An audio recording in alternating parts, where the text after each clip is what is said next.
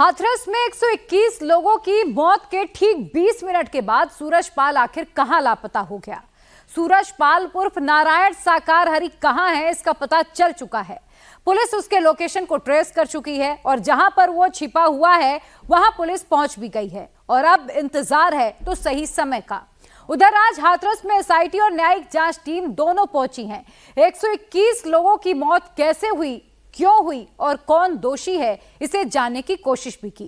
सूरजपाल का सबसे बड़ा राजदार पकड़ा जा चुका है और अब अगला नंबर सूरजपाल का है।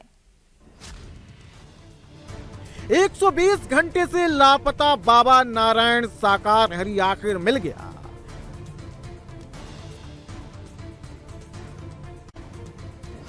समागम के शमशान में बदलने के बाद पहली बार बोला नारायण साकार हरि। हम 2 जुलाई की घटना के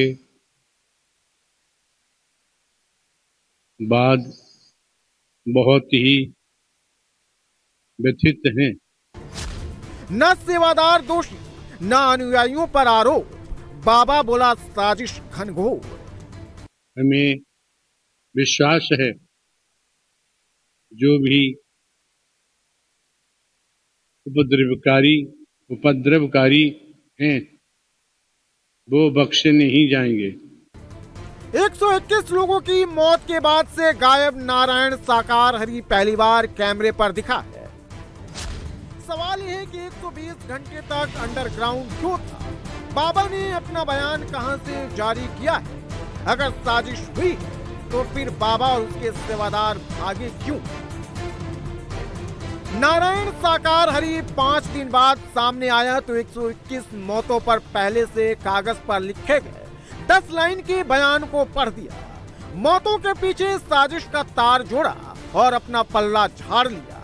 मारे गए 121 लोगों के परिजनों के दर्द का बाबा ने महज कुछ सेकंड में ही निपटारा कर दिया। बाबा सिर्फ कैमरे पर दिखा है। अभी भी नहीं पता कि बाबा ने अपना बयान कहां से जारी किया है। सूरजपाल अभी है कहां? किस आश्रम को अपना ठिकाना बनाया है? यूपी में सूरजपाल के 25 आश्रम हैं। क्या बाबा मैनपुरी आश्रम में मौजूद है या फिर कानपुर, इटावा, आगरा या कासगंज में किसी आश्रम को अपना ठिकाना बनाया है या फिर पुलिस से बचने के लिए वो लगातार आश्रम बदल रहा है? न्यूज एजेंसी एएनआई को सूरजपाल उर्फ नारायण साकार हरि ने मैनपुरी में बयान दिया है। न्यूज एजेंसी इसे 6 जुलाई को सुबह 7:29 पर जारी। जाहिर है बाबा ने न्यूज एजेंसी एएनआई को रात के समय मैनपुरी वाले आश्रम में अपना बयान दिया। बाबा मैनपुरी के इसी भव्य महल नुमा आश्रम में मौजूद है या फिर नहीं है, लेकिन सूत्र बिल्कुल बताते हैं कि जब हाथरस में हादसा हुआ, बाबा अपनी लग्जरी गाड़ियों के काफिले से वहां से निकला तो पुलिस से बचते हुए बाबा सबसे पहले मैनपुरी के इसी आश्रम में आया था, जिसकी दीवारें जो हैं वो लगभग 30-30 फुट ऊंची हैं। अटकल यही है कि इसी मैनपुरी के आश्रम में बाबा ने इस बयान को दिया है। लेकिन जो हमारे सूत्र बताते हैं अमित, वो ये बताते हैं कि जब बाबा हाथरस से निकला, वहां से भागा, तो उसके साथ 14-15 गाड़ियों का काफिला था। लेकिन अब मैनपुरी के इस आश्रम में बताया यह जा रहा है कि गाड़ियों का काफिला फिलहाल गायब हो गया है। यह भी पॉसिबिलिटी हो सकती है कि गाड़ियों को यहां से हटा दिया गया हो ताकि बाबा को एक सेफ पैसेज मिल सके, लेकिन बाबा अंदर है नहीं है, इसको लेकर के सिवाय अभी अटकलबाजी की एग्जैक्ट जवाब नहीं है। 2 जुलाई शाम 7 बजे के बाद से पुलिस बाबा के मैनपुरी आश्रम पर दबिश दे रही है। आश्रम के बाहर पुलिस का डेरा है। बीते 5 दिन से पुलिस 3 बार आश्रम की खाक छान चुकी है, लेकिन बाबा नहीं मिला। अब बाबा उसी मैनपुरी आश्रम से अपना बयान जारी किया है। सूरजपाल हाथरस कांड के पीछे साजिश की तरफ इशारा कर रहा है। पुलिस के एफआईआर में भी बाबा का नाम नहीं है। पुलिस सूत्रों के मुताबिक हाथरस में सत्संग के लिए सूरजपाल के नाम पर कोई भी परमिशन नहीं ली गई। सत्संग कराने का परमिशन देव प्रकाश मधुकर और आयोजकों ने ही ली। एक टेक्निकल चीज को बहुत मतलब आहिस्ता से समझना पड़ेगा। वो रीजन ये है कि पुलिस की जो एफआईआर हुई है उस एफआईआर में देव प्रकाश मधुकर नंबर 1 वांटेड है, मुख्य आरोपी है। बाबा कहीं से भी इस पूरी एफआईआर में आरोपी नहीं है पुलिस के लिए। और जब मुख्यमंत्री योगी आदित्यनाथ से इस बारे में पूछा गया था, शलभ माथुर जो कि आईजी है अलीगढ़ के और हाथरस की पूरी जांच को देख रहे हैं, उनसे इस बात को पूछा गया था, तो उन्होंने दोनों ने ये कहा था, जिम्मेदार व्यक्तियों ने ये बात कही थी कि इन्वेस्टिगेशन में, जांच में अगर हमको किसी की भी जरूरत पड़ेगी, क्योंकि ये सवाल भोले बाबा के लिए पूछा गया था, तो हम भविष्य में उससे भी पूछताछ कर सकते हैं। ये बात बताता है कि पुलिस के कहीं ना कहीं भोले बाबा पूरी तरीके से टच में है। यानी कि पुलिस को इस बात की जानकारी है कि भोले बाबा की लोकेशन है तो है कहां, और पुलिस को यह लगता है कि जब भी हमको भोले बाबा की जरूरत पड़ेगी हम भोले बाबा तक पहुंच जाएंगे, भोले बाबा से पूछताछ कर लेंगे। लेकिन प्रत्यक्ष रूप से शुरुआती में चूंकि कैमरे पर पुलिस ने बाकायदा इस बयान को दिया था कि जो परमिशन मांगी गई थी इस आयोजन के लिए, उसमें भोले बाबा यानी कि नारायण साकार हरि की तरफ से परमिशन नहीं मांगी गई थी। और जब यह हादसा हुआ है उस वक्त भी वहां पर भोले बाबा की मौजूदगी नहीं थी। लेकिन 121 लोगों की मौत हुई, इसमें 113 महिलाएं, किसी की मां चली गई तो किसी की पत्नी इस भगदड़ की भेंट चढ़ गई। सूरजपाल लोगों का माइंड वॉश इस तरह से किया कि लोगों को लगने लगता था कि बाबा के चमत्कार से ही उसका दुख दर्द दूर हो सकता है। लेकिन योगी की पुलिस एक्शन में एसआईटी की टीम जांच कर रही है। सेवादारों के बाद सूरजपाल उर्फ नारायण साकार हरि का भी नंबर कभी भी आ सकता है। सूरजपाल के सेवादारों की गिरफ्तारी शुरू हो गई है। यूपी पुलिस के रडार पर सूरजपाल उर्फ नारायण साकार हरि भी है और पुलिस कभी भी पूछताछ के लिए समन भेज सकती है। मैं कहता हूँ जो भी दोषी है 100% कार्रवाई होगी, कोई बचाने वाला नहीं है। बाबा से लेकिन अभी तक पूछताछ भी नहीं की जा रही, लगातार पुलिस वहां में जा रही है। देखिए निश्चित रूप से वहाँ भी दबिशें हो रही हैं, सारा चन्नीगढ़ का भी काम चल रहा है, दबिशें भी हो रही हैं। आप इंतजार करिए, अच्छा होगा, न्याय होगा, निष्पक्ष कार्रवाई होगी, कोई भी दोषी बख्शा नहीं जाएगा। क्या बाबा दोषी मानते हैं इस घटना को, हाथरस की घटना को लेके जो बाबा? अब ये इस समय हम लोगों की टिप्पणी उचित इसलिए नहीं है कि न्यायिक जांच हो रही है, प्रशासनिक जांच हो रही है, विभिन्न कमेटियां, माननीय मुख्यमंत्री स्वयं घटनास्थल का दौरा कर चुके हैं। प्रदेश सरकार के, भारत सरकार से जो भी मुआवजा की राशि होनी थी वो हो चुकी है। मैनपुरी में बना आश्रम ही बाबा का परमानेंट ठिकाना रहा है और चश्मदीदों की माने तो हाथरस कांड के बाद बाबा मैनपुरी के इसी आश्रम में आया था, लेकिन उसके बाद बाबा गायब हो गया। बाबा दान में फूटी कौड़ी तक नहीं लेने का दावा करता है, लेकिन इसके बाद भी 100 करोड़ से ज्यादा की प्रॉपर्टी, इसमें आश्रम और उसकी जमीनें भी शामिल। यूपी में बाबा के पास 25 से ज्यादा आश्रम। इन आश्रमों को राजा रजवाड़ों के महल की तरह बनाया गया है। बाबा जहां भी जाता है अपने साथ 25 से 30 लग्जरी कारों का काफिला लेकर चलता है। मैनपुरी के बिछुआ इलाके में 21 बीघा में आश्रम फैला है। बाबा के अनुयायी इस आश्रम को व्हाइट हाउस भी कहते हैं। यह आश्रम सभी सुख सुविधाओं से लैस। इस आश्रम में हेलीपैड तक। यहाँ सूरजपाल की सेवा करने के लिए 80 सेवादार हमेशा मौजूद रहते हैं। मैनपुरी में नारायण साकार हरि के भव्य आश्रम की बात किया जाए तो ये किसी महल से कम नहीं है। अगर इस आश्रम की बाउंड्री वॉल की बात किया जाए तो बाउंड्री वॉल ही महज इसकी 30 फुट के करीब है। और 30 फुट के करीब जिस आश्रम की बाउंड्री वॉल हो, सुरक्षा के लिहाज से एकदम स्पष्ट हो जाता है कि यहाँ रहने वाला कोई भी, चाहे वो आश्रम का सेवादार हो, बाबा हो, ये कतई नहीं चाहता है कि यहाँ पर कोई भी ऐसा विजुअल जाए, कोई भी ऐसा बाहरी आदमी आए जो बाहर खड़ा होकर के अंदर की गतिविधियों को देख सके। यही वजह है कि बाबा ने इस पूरे आश्रम को बेहद गुप्त बना के रखा है, बेहद भव्य बना के रखा है और राजमहल जैसा फील आता है बाबा के इस भव्य आश्रम से। बताया जाता है कि इस दिव्य आश्रम के अंदर 12 कमरे मौजूद हैं और इस 12 कमरों में बताया जाता है कि 6 कमरे रिजर्व रहते हैं बाबा के लिए। बाबा इसमें रहता है, बाबा के लोग इसमें रहते हैं और सेवादारों के लिए भी 6 कमरों को इस दिव्य आश्रम में रिजर्व कराया गया है।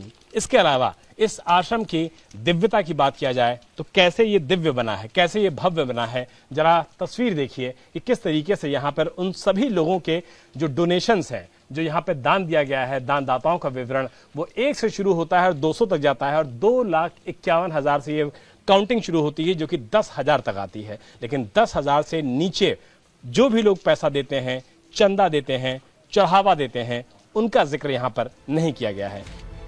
मैनपुरी में 21 बीघा में आश्रम, कासगंज में 18 बीघा में आश्रम, इटावा के जसवंत नगर इलाके के कटेखेड़ा गांव में भी 15 बीघे में आश्रम फैला। संभल और कानपुर में 8-8 बीघा में आश्रम फैला। भोले बाबा का आश्रम कितना आलीशान है ये कानपुर में दिखा। सारी सुविधाओं से लैस, मार्बल फ्लोरिंग, दीवारों पर स्टोन फिटिंग, कमरों के अंदर भव्य नक्काशी, कमरों में एसी तक फिट। कानपुर के इस आश्रम में बाबा कभी नहीं आया, लेकिन इसके बाद भी उसके अनुयायी सूरजपाल उर्फ नारायण साकार हरि को सब कुछ मानते हैं। जहां भी सूरजपाल का आश्रम है उसे भव्य और महलनुमा बनाया गया है और इसकी गवाही कानपुर का यह आश्रम दे रहा है। कानपुर से करीब 30 किलोमीटर दूर बिधनू में ये करसई गांव है और यहाँ ये भोले बाबा का आश्रम है। ये आश्रम करीब 6 एकड़ जमीन पर बना हुआ है। बाहर इस तरह से भोले बाबा की तस्वीर भी यहाँ लगी है। सोचकर देखो साथ क्या जाएगा। अब यहाँ इसको सुंदर तरीके से रंगोली से सजाया गया है। शुभ आगमन यानी जो भोले बाबा है उनके इंतजार में इसको सजाया गया है। भोले बाबा की यहाँ तस्वीर लगी है और यहाँ पे लिखा है नारायण साकार हरि की संपूर्ण ब्रह्मांड में सदा सदा के लिए जय जयकार हो। अब ये जो आश्रम है यहाँ पर भोले बाबा कभी आए नहीं है। करीब 3 साल पहले ये आश्रम बनाया गया था। जो भक्त हैं हर मंगल को तो खासतौर से यहाँ बहुत ज्यादा भीड़ रहती थी, रोजाना भी लोग रहते थे। लेकिन जिस तरह से हाथरस में जो हादसा हुआ है उसके बाद यहाँ आश्रम में सन्नाटा है। ये गेट उसी तरह का है जिस तरह का गेट आप बाकी आश्रम में देखते हैं। मैनपुरी में भी इसी तरह का गेट है। आलीशान ये पूरा आश्रम बना है। इसके अंदर आप आएंगे तो इस तरह से ये पूरा खुला इलाका है। काफी ज्यादा पेड़ यहाँ पे लगाए गए हैं। कुछ यहाँ पर जो भोले बाबा के भक्त हैं वो भी यहाँ पर कुछ लोग आपको दिखाई देंगे। सूरजपाल के जितने आश्रम हैं वहाँ उसके लिए आलीशान कमरे बनाए गए ताकि वो जब भी आए उसे ठहरने में कोई दिक्कत ना हो। मैनपुरी से लेकर हाथरस तक बाबा ने अपना साम्राज्य खड़ा कर रखा है। बाबा ने टारगेट भी कम पढ़े लिखे लोगों को ही किया ताकि इस समागम का धंधा चलता रहे।